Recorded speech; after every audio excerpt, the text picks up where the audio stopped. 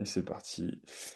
Eh bien bonjour Steven, je suis ravi de t'accueillir dans mon podcast Ultra Strong. Le but ici, c'est dans mon podcast, c'est venir toucher des personnes via ton expérience de ultra trailer, de ton palmarès aussi, dans tes 10 kilomètres, tes semis, tes marathons, tu as participé à l'Ultra Ariège aussi également.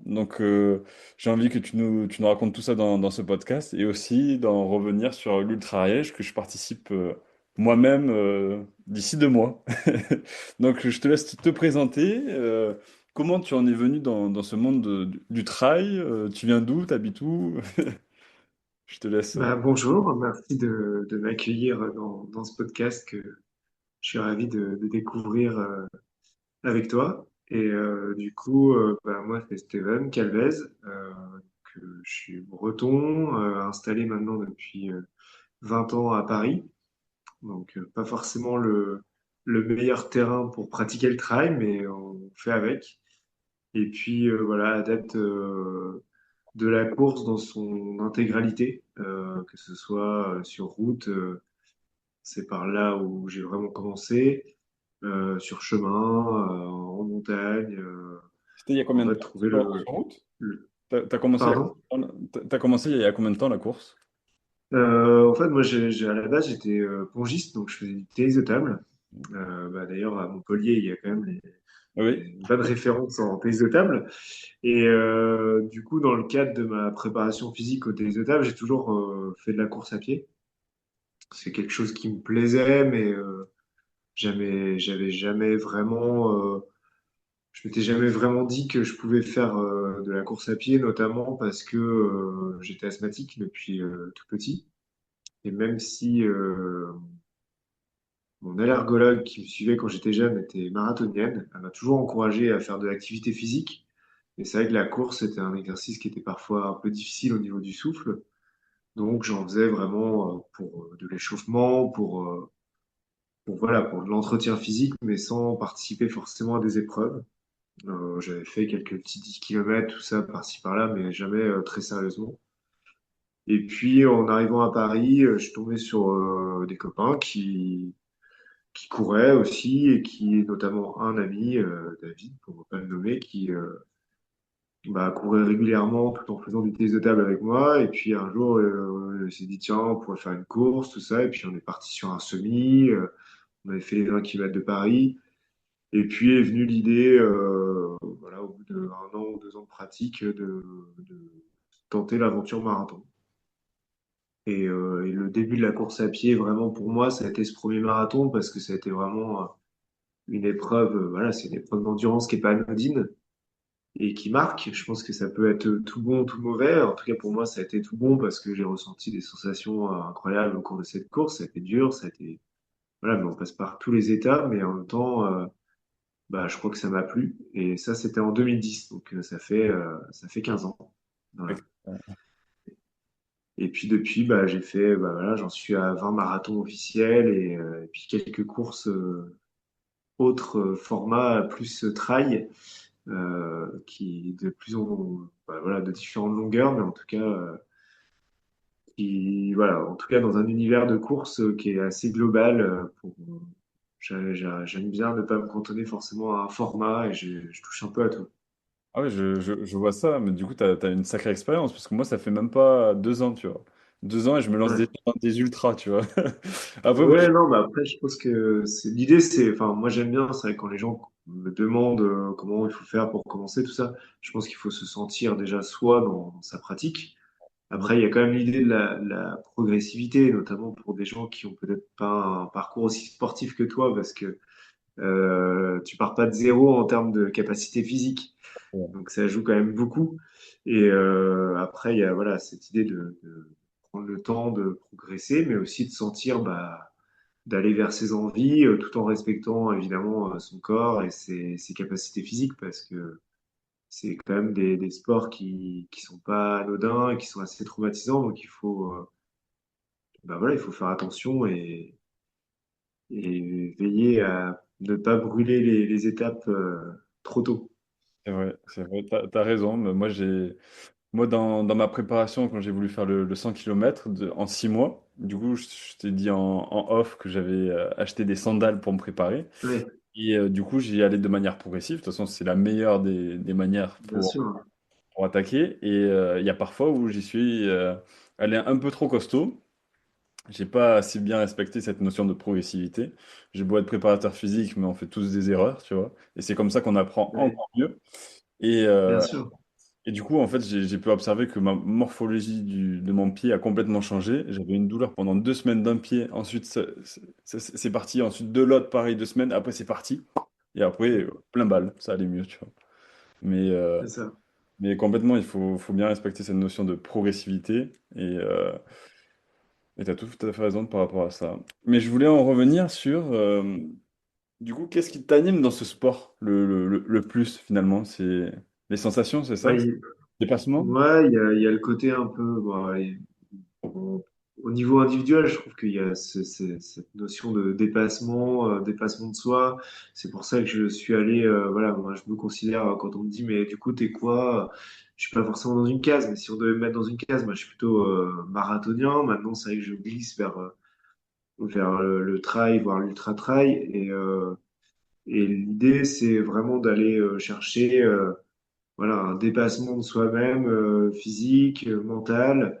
Euh, c'est ça qui m'anime. Après, j'aime bien aussi la notion de partage. C'est vrai que je trouve que voilà, on a ce sport qui est très individuel comme ça sur le papier, parce que bah, quand on s'inscrit, c'est un dossard à une personne, mais on se retrouve très vite bah, voilà, à fédérer autour de soi des gens, alors soit qui courent avec nous, soit qui nous suivent, soit qu'on découvre le jour de la course, parce que bah, pendant la course, on va faire des rencontres, notamment plus particulièrement sur le trail.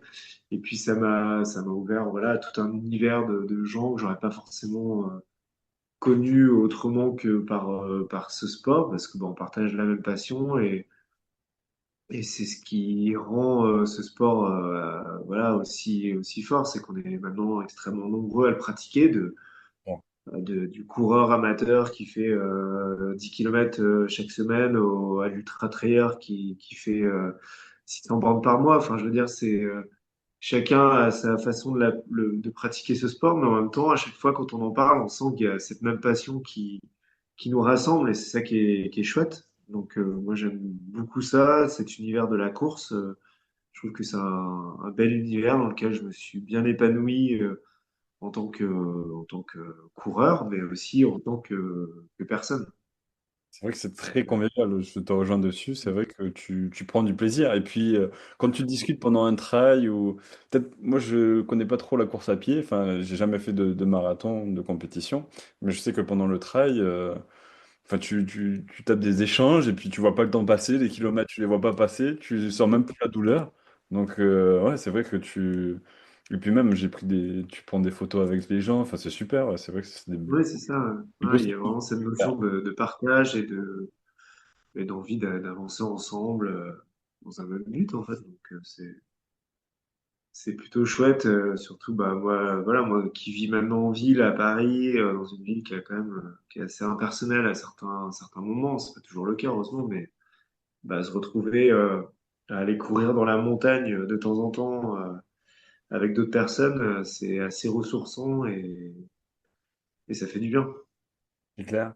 Et à Paris, c'est quoi tes fréquences d'entraînement?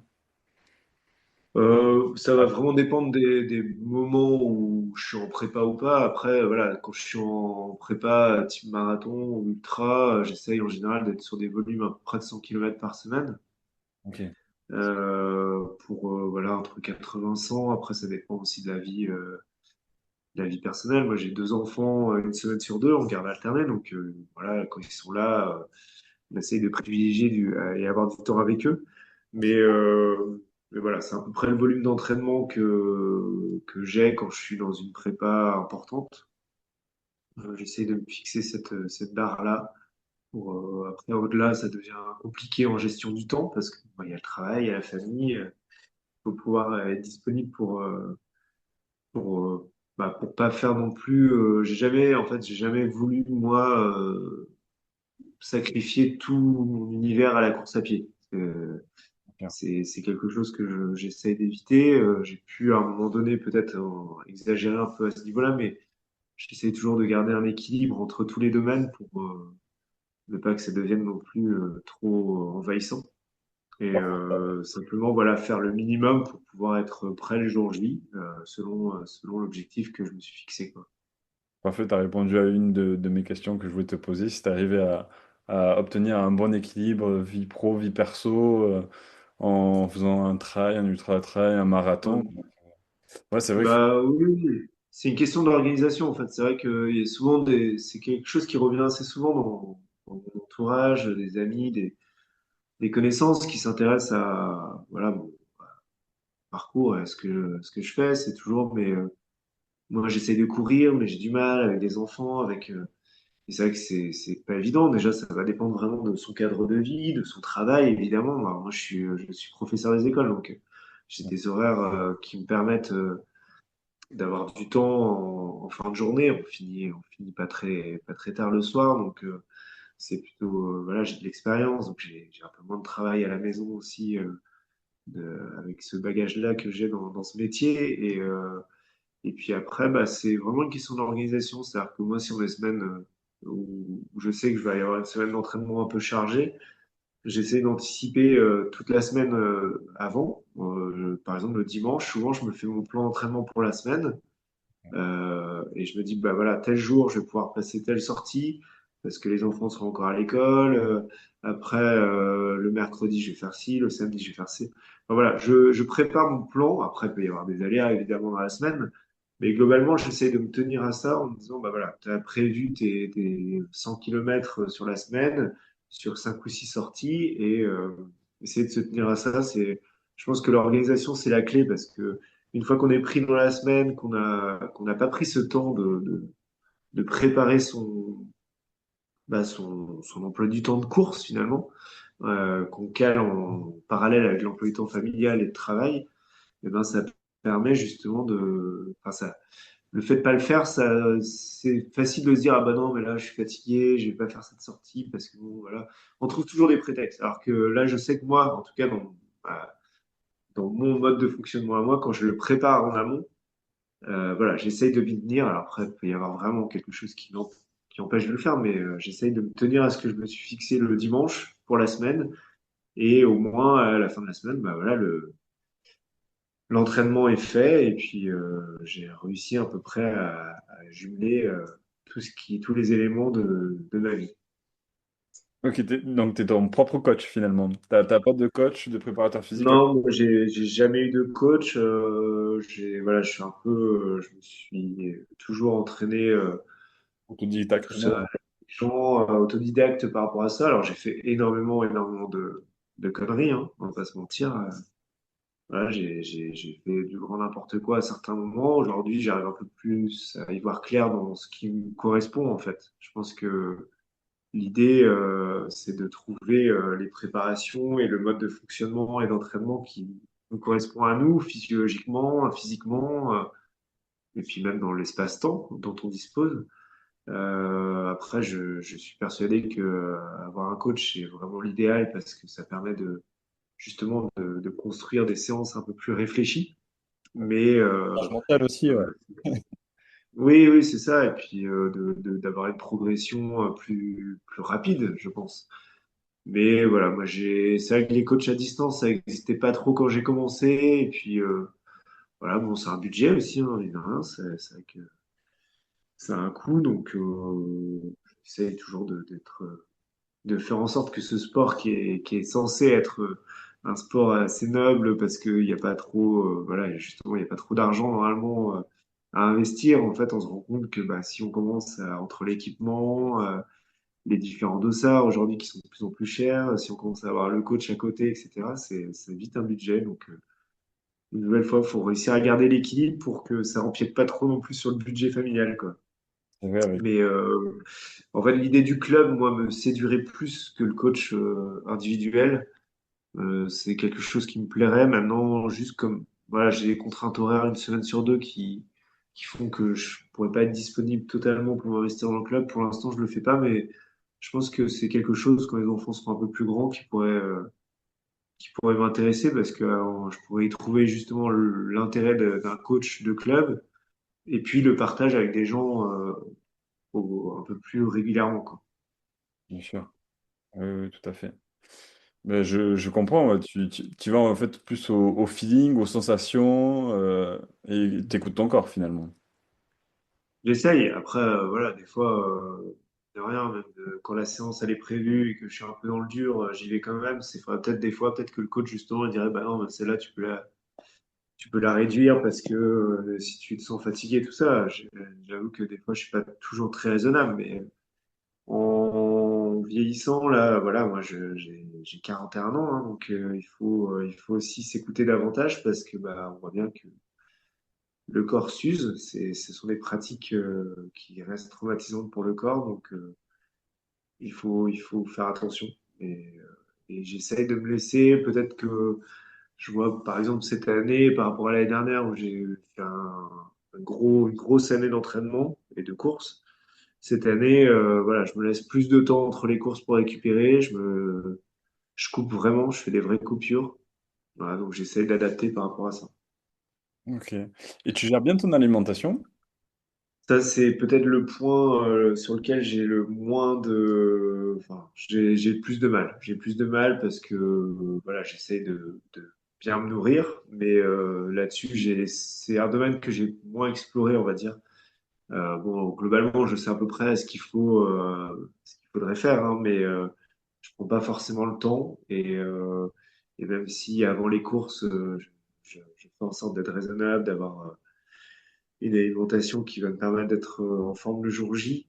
Sur le reste de l'année, je suis pas toujours très sérieux. Alors je mange pas n'importe quoi, hein, c'est pas ça. C'est juste que je pense que je pourrais effectivement gagner à ce niveau-là en faisant un peu plus attention et en construisant mes menus un peu plus Nickel. sérieusement.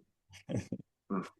Après, ouais, c'est vrai que t'es aussi en ville, tu as beaucoup plus comment on peut dire, de tentation aussi. Ouais, alors c'est pas une question de tentation, c'est pas vraiment ça. C'est plus que bah, le soir il faut souvent faire rapide parce que bah c'est vrai que bah voilà, quand on a le travail, les enfants à s'occuper, l'entraînement et qu'il faut aussi faire à manger le soir, bah c'est vrai qu'on a tendance à aller vers des choses qui vont vite et qui sont peut-être pas forcément les meilleures pour un entraînement voilà du volume que je fais. Mais bon après voilà, c'est pas je suis pas non plus en train de manger des burgers frites tous les jours, hein, c'est loin de là, hein. Bon, après, ça t'a plutôt bien réussi ton alimentation, vu ton palmarès. Au marathon, t'as fait combien en temps, ton meilleur temps? Mon meilleur temps c'est 2h46. Ah, c'est propre, hein. C'est très propre. Oui, j'étais content de ce chrono, ouais. Et quand c'était l'année dernière? C'était C'était non, c'était pas l'année dernière, c'était il y a 2 ans, il y a 2 ans. ouais, en Ok. 2023. Là, t'étais au top de ta forme. Ouais, c'était une bonne année. C'était une bonne année. J'avais réussi à descendre les chronos sur 10, sur marathon et sur semi. Donc, je me sentais bien. Je faisais des entraînements très sérieux et là, vraiment plus axé route, donc avec beaucoup de fractionnés. Et, euh, et puis, ouais, ça tournait bien. Voilà, j'étais vraiment bien en jambes sur ce début d'année-là. C'était voilà, entre mars, avril, mai, où j'ai réussi à faire descendre les trois chronos, ça avait été une super période. Après, voilà, après, je suis parti sur d'autres horizons, donc j'ai un peu perdu en vitesse, mais bon, voilà, ça viendra peut-être. Voilà. Et après, t'es tombé sur l'Ultra Ariège, 170 km, 10 000 mètres de dénivelé. Ouais, Alors, ouais, c'est ça. Mais en fait, il y a, c'est quoi moi, j'avais, l'intention de cliquer sur je m'inscris à ça? bah, en fait, j'ai un bon copain, bah, celui avec qui j'ai commencé à courir, David. Et qui est bien branché trail aussi. Et puis bon, c'est vrai que sur route, lui, il s'ennuyait un peu. Donc on a commencé, je sais pas, il y a peut-être 10 ans, à commencer à aller faire des courses un peu de nature, pas forcément du trail avec beaucoup de dénivelé, mais voilà, on a fait des courses nature. Tu t'achètes des chaussures de trail, tu trouves ça chouette de courir dans la forêt, de jour, de nuit. On a fait un peu, voilà, des petits formats. Et puis un jour, bah, on a vu qu'il y avait la Saint-Élion, tout le monde nous parlait de la Saint-Élion. Ben, on s'est dit, bon, on va faire la Saint-Élion. Et puis tu te dis, ouais, c'est quand même des efforts qui sont sympas quand tu es un peu en montagne. La Saint-Élion, il y a quand même quelques belles montées, même si c'est pas l'épreuve la plus difficile en termes de dénivelé, mais il y a quand même des belles montées. Donc, je trouve ça sympa, ça donne un autre rythme à la course. Et puis, voilà, on s'était dit qu'on se testerait toujours en montagne. Donc, on a fait quelques courses de prépa et on a fait, donc, il y a 2 ans, on a fait l'UT4M 100, la version 100 km. Et puis bah, là, on a vu ce que c'était que voilà, faire une vraie course en montagne avec des belles hauteurs, des belles descentes bien techniques. Et même si à l'arrivée, tu dis, bah, en fait, non, on va pas refaire ça, bah, l'année d'après, tu te dis, bah, c'était quand même sympa, on était pas mal dans notre montagne, là, et on cherchait une course, bah, voilà, un peu en dehors des gros circuits, parce que, bah, c'est vrai que bon, clairement, l'UTMB, c'est inaccessible au niveau prix, au niveau de plein de choses, même si c'est une très belle course, hein, mais, et du coup, on cherchait des choses avec un format un peu plus réduit en termes de personnes. On voulait une petite organisation, tout ça. Et on a commencé à chercher. On est tombé sur l'Ultra Ariège avec des super avis qu'on avait pu lire à droite à gauche. Je te rejoins Une dessus. petite organisation. Pareil, Pardon? pareil pour moi, du coup, je voulais, Ouais, pareil, l'UTMB, il y a trop de monde, ouais, qui est hallucinant. Et ouais. pareil, je voulais un truc dans les Pyrénées, pas grand monde, un peu. Puis pour moi, c'est encore plus dur. Ouais, bah, c'est ça, c'est que enfin, non, mais on se disait que voilà, on irait sur un format de course où on sentait un peu l'ambiance, ouais, familiale, quoi. Et puis la date, on cherchait aussi par rapport à des dates parce que bah, forcément, c'est des courses estivales, donc il faut aussi caser ça par rapport aux vacances familiales et autres. Et la date correspondait bien. Donc bah, on s'est lancé. C'est vrai que c'est moi qui ai fait l'inscription pour nous deux. Et j'avoue que bah, j'avais pas mal regardé de trucs avant, mais après avoir cliqué, je me suis dit, c'est quand même une belle connerie, quoi. Ça va être, voilà, ça va être un gros, gros morceau. Et j'espérais avoir voilà, les épaules pour me préparer à ça. Et bah, sachant qu'on est toujours à Paris, quoi, donc c'est compliqué, tu vois, de se projeter. Alors on a l'exemple casquette verte qui nous aide bien à se dire que bah, c'est possible, mais bon, voilà, on n'a pas on est loin d'avoir son niveau et se dire bah, il va falloir quand même bouffer 10 000 mètres de D+, et quasiment autant de descentes sur 170 bornes. Bon, bah, est-ce qu'on en sera capable? Et puis, bah, voilà, on s'est lancé, hein. On l'a fait. Et en tout cas, la course a vraiment correspondu à ce qu'on attendait en termes d'ambiance pour une première. Voilà, un accueil chaleureux, des gens bienveillants, très très loin de l'esprit de compétition, vraiment. Et il n'y a pas du tout cet esprit-là transparaît pas du tout dans l'organisation et même au sein de la course, en fait. On sent que on s'intéresse autant au premier qu'au dernier.